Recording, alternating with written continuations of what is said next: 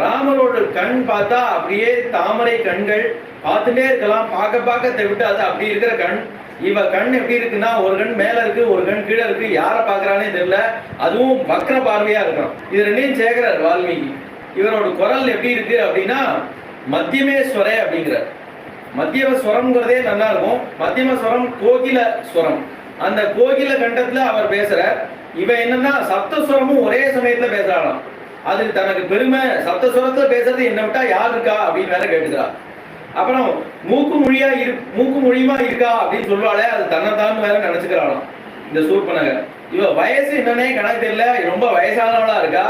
இவர் இப்படிதான் எவனும் அப்படியே அந்த யமுனத்தை தெளச்சுன்னு இருக்க ராமர். சுபாவம்னு பார்த்தாலும் இவ சுபாவம் இப்ப காலமே பார்த்தோம். இப்பதான் மாம்சத்தை போட்டு வாயால் மீன் வந்திருக்கா. அந்த சுபாவத்தை இருக்க ராமர் இப்பதான் அனுஷ்டானம் எல்லாம் பண்ணிட்டு தபசு பண்ணிட்டு இருக்க. எதுலையுமே சேரல. ஆனா இந்த